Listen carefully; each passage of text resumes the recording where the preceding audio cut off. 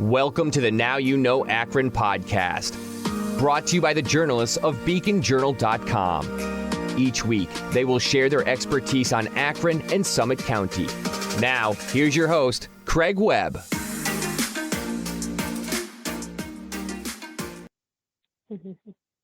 As we continue our discussions about decisions with reporter Tawney Beans, a project she's been working on for, I don't know, quite some time. Probably it's all-consuming, many decisions every morning as I'm working on this. We're particularly pleased to be joined today by Erin Bushea-Chapman. And today's topic is marriage, I suppose. So welcome, both of you. Thanks for having us, Craig. So, Tawney, as usual, we'll start with you. Run us through this segment and kind of, how many folks you talked to and what you found. I guess for full disclosure, I am married. I've been married for 150 years. It seems like it. I don't know. I always have to do the math. We were married in 91, so you do the math in your head. It's not a milestone year, so whenever it's not a milestone year, I can always kind of say, oh, well, so I'm married myself. Okay. Well, me too. And so is Erin. But Tawney, so how did this segment come about? Yeah, so essentially, for those who don't know, my whole series is just what people in and around Summit County think about like big life events that are somewhat related to the American dream. So the 5 are, buying a house, getting married, having kids, starting or changing careers, and retiring. And so this one, of course, is focused on marriage, like the thought of getting married. What do people think about that? And that's what I wanted to know is, what do people in that area between the ages of, 25 and 44, what are their thoughts?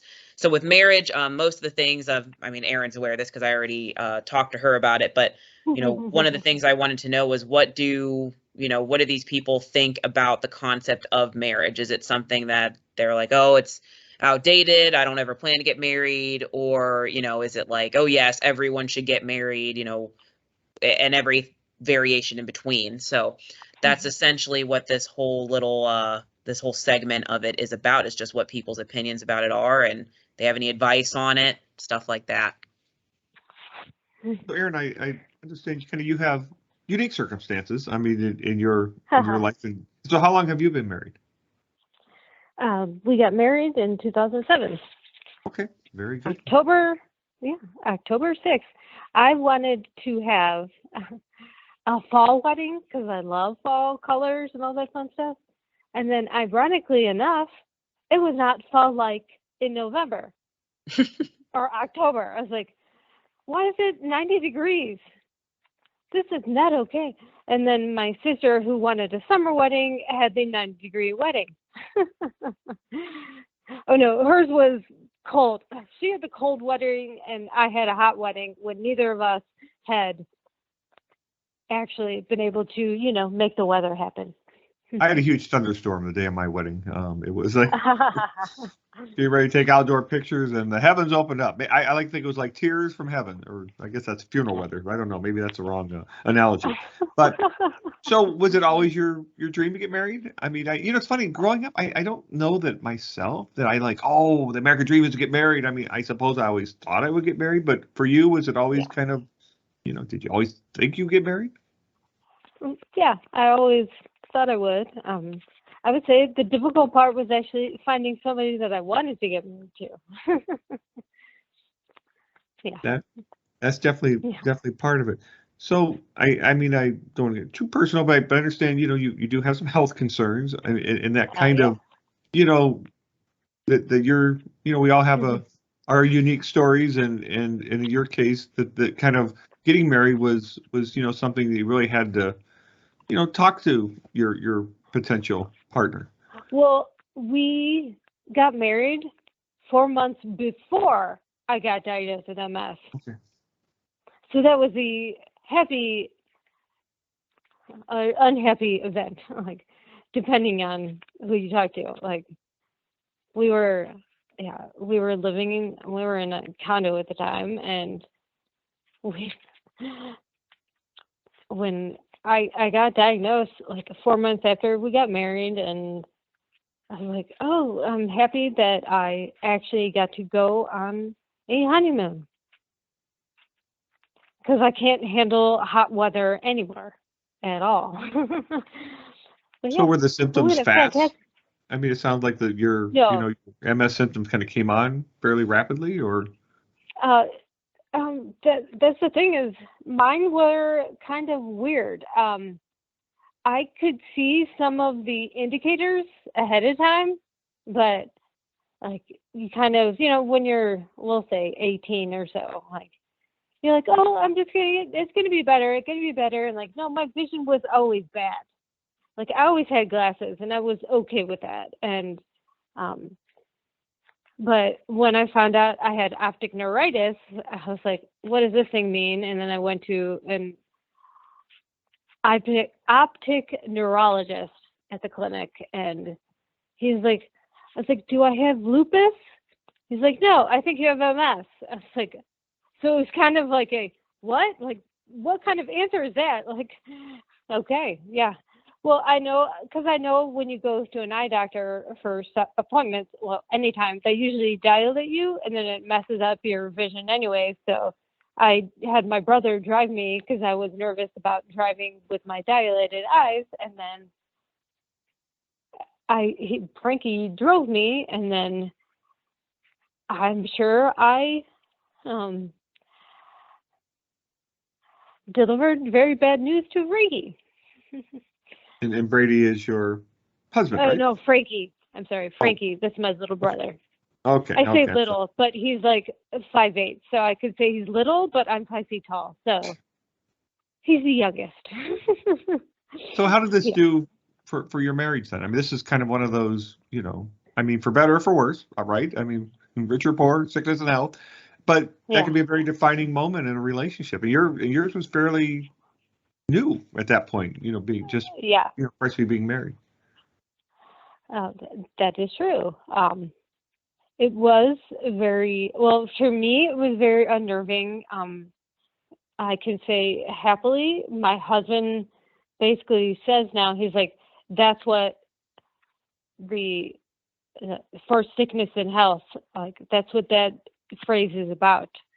He's like, you didn't do something to yourself, like something just happened. You have a sickness, and I'm not like getting sick, like throwing up or anything, but it's very irritating. Yeah. So how long was your courtship before you got married? Oh, I'm sorry. I tried to do thinking about the math. We started dating in 2004. there Right won't be a after his quiz. sister. There won't be. I promise, Yeah. there won't be a quiz. Well, I just didn't know if you guys had a long courtship or, Yeah, it was had a talked long about marriage for a courtship while. because we were in his sister's wedding together, and she had paired the two of us together because she says, I think of the other girls that she was having in the wedding, she's like, I think they're all going to irritate my brother. I was like, she's like, do you want to be partners with my brother? I was like, sure. And sure, he's my husband. So I was like, so yeah, and what that connects to the marriage thing too. My sister-in-law lives in Columbus now, and with her husband from that wedding, and they have two daughters. One is playing lacrosse at Cincinnati. I was like, I have no idea how to play lacrosse, nor should I ever. But Well, yeah, that's no. probably, I couldn't play lacrosse either, so don't feel bad. So when you got married, I mean, was this like a fulfillment of a dream? Oh, was it a dream wedding? I would say it was, but Brian and I are both very, I think I need to use a reference now. I think I've done that with her too, with Tawney. Personally, it's like, I don't like the cost of the wedding dresses. So I refuse to buy like a David's bridal wedding dress because those were like, I don't know how much money. I do not remember. Either way, I didn't buy one there. I went to another place, and I had to get it like I used a woman who was they did like the she's sewed and whatnot, like tried to put it all together, and Yeah, seamstress. Well, yeah. I will I went to a full seamstress. disclosure. When we got Yeah. married, there used to be a JCPenney outlet in Columbus, and my wife yeah. went to the JCPenney outlet in Columbus and got an outlet dress.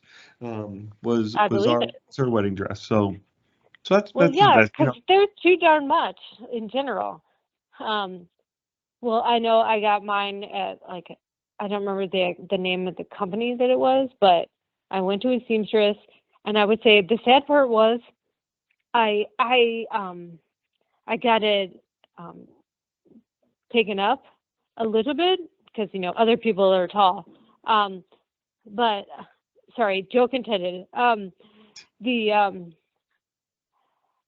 when I got it taken up, it was with this hypothesis that I was in heels.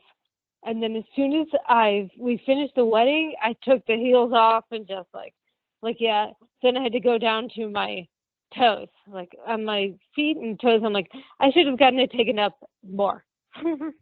That's true. It was That's like true. a little. Wow, Yeah, that's what the dry cleaner's for. Well, Tawney, I know. how typical is her story from what you heard from others? Yeah, I would say it is pretty typical. Most of the people, I talked to 12 different people within the 25 to 44 age group that, are from Summit County and then around Summit County have some connections to it. And most of them had some sort of interest in getting married. A lot of them hadn't found the right person, like Erin had said. That's kind of that's the most difficult part after you decide you want to is or that you're open to the idea is finding that person. But a lot of them, it seems like at least that kind of version of the American dream hasn't really changed. I didn't find very many people that were not interested at all in partaking, I guess, in that kind of, tradition. So it's pretty average thought on it. Normal. Well, I mean, Yeah. Jen was 21 when we got married. I was 22. I mean, did you find the people you talked to were older, getting married older? Most of the people I talked to, I'm trying to think. It honestly, a lot. There didn't seem to be any sort of uniform thing. I'm trying to think of the But my that in and of oldest. itself is a change, right? I mean, you think back, people, you got out of high school, you got married. I mean, those generations ago. But I mean, even the fact Yeah, that it there is wasn't no not uniformity like that. is kind of the trend now that folks get married, some young, some old, some. I mean, some people are getting married for the first time in their 40s. I mean, it's just, the career comes Yeah. first or things like that. Yeah, most of what I've seen, no one that I know has had, as I guess, is following it that strictly, where they're kind of getting out of high school and then they're getting married. Most of them, probably were married. I would say, I mean, I'm only talking to people once they hit their mid-20s, but early 30s, something like that. But, and then I also have people that were married or in committed relationships, but maybe weren't married, and then now they're single. So there's a pretty wide range, but those who were married, they weren't married from what I can tell very very young, like they weren't 18 or 19 or anything. Most of them I think were in their maybe their late 20s at the earliest. Erin, what would you say about your own marriage? I mean, did it change after diagnosis? I mean, did your kind of what you thought your marriage was going to be like has changed, or is it, pretty much what you imagined? I would say that it has been what I might imagined. When I found Brian, when the whole whatever, we roll the dice and hope it lands on doubles. But it's probably a bad reference there. No, I've always been happy here. Him and I are both planners. He's an IT guy. I was always an educator. So making a lesson plan, you just kind of plan for what I want to do. And then that's how I went through it. And Brian is a business guy. So he's that too. So I would say it probably is that more people that they're similar probably lead to much easier marriages. Like finding somebody that's more similar to your not just interests, but like it could be something like a television show. It could be like you both like Friends or anything like that. So, but yeah, no, it's been. I still like, as you and Tawney have probably seen, like I giggle at everything. Like, what did I just do? Like, like, and I tend to giggle at myself for something because I'm like, yeah, that's not what I wanted. Yeah. I had a great no, aunt. I had a great aunt who used to say, if I don't laugh, I'm going to cry. And I kind of, look, now I'm older, Right. I kind of think it's kind of a little bit of sadness in that saying. But I mean, we always thought, oh, she was always so happy. She always laughed. So you have a child, right? You folks have? I have one. We have one, and no more. Boy or girl? Oh my gosh, one boy. He is an awesome tall kid like us. Well, Brian and I are both not tall. I just said that I'm 5 feet tall. Brian is approximately 5'7", and it's like, so the fact that our son, who's 11 now, he just had a birthday, Excellent. is not that tall. It's not so surprising. I would say it's more of like it's one of like, if the ironic part is, I would say, goofy. You say stuff like, he's not the mailman's child.